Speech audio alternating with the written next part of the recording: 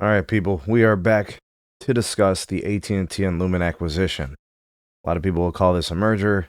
It's most definitely an acquisition, and it's not even really for the entire business. AT&T's not taking over Lumen's entire business. They're really just taking their fiber footprint, and it's not even their enterprise, right? That's Lumen kept that, and obviously Lumen is going to keep the legacy copper piece, the DSL. AT&T is not interested in that. So here goes nothing. Here's what we're going to make sense of. So first of all, a reminder that Cox merged with Charter in a $34+ billion transaction. They're caught up in this. And what you guys probably haven't been paying attention to, because I don't think a lot of people have been, AT&T has been quietly building in Cox territories. And what they're doing is they're building fiber there, and they've been taking the Cox customer. And Cox knows this. And that's why Cox is getting the hell out of the business. Right? If you think about it, they're just going to be kind of owners into this new version of Charter Spectrum.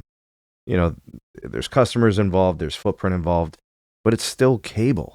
You know what I mean? And AT&T is putting themselves in a position to increase their fiber passings and take cable customers.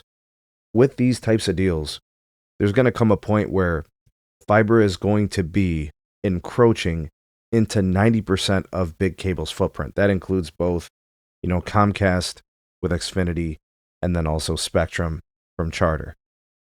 AT&T is poised to be in a lot of those markets and take those customers. And of course, where they don't have that, they'll play a little bit with the fixed wireless access. So I think all of that being said, and you think about like fiber consolidation and what you're seeing from AT&T and AT&T natively building and then also having gigapower. This is really about AT&T strategically putting themselves in a position to take share from cable and to have that convergence piece where they can get access to more customers who are going to take home broadband and wireless. That convergence increases the ARPU, the stickiness of the customer, and it just puts them in a position to get out and ahead.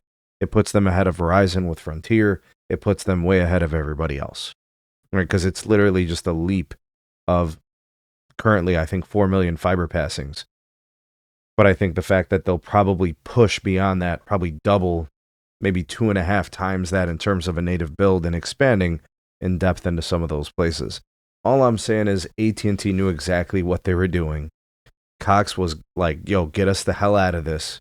AT&T's coming for blood because AT&T converts. Their penetration rate in these Cox markets is crazy. Cox doesn't know how to compete.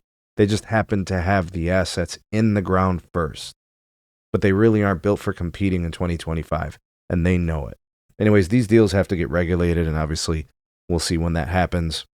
But stay tuned, because I think there's some strategic things happening that are kind of smart from AT&T, but I think the bigger thing is it's almost effortless, right? It's really not taking much. I mean, that's not an expensive deal, right? We're just talking about a few $1 billion. That's 2 drops in a bucket to a company like AT&T, which has free cash flows of several billions of dollars a quarter. You get what I'm saying? Let me know what you guys think about all this. What do you think about AT&T with those Lumen assets in those markets where there's Cox, in those markets, where there's, big cable, and they're going to really step on their toes. Fiber is a winner. It's always going to be cable. Always has, always will. And that's just kind of how that thing goes. Anyways, drop me some comments, like, share, subscribe, check out some more videos. We'll see you guys soon on the next one.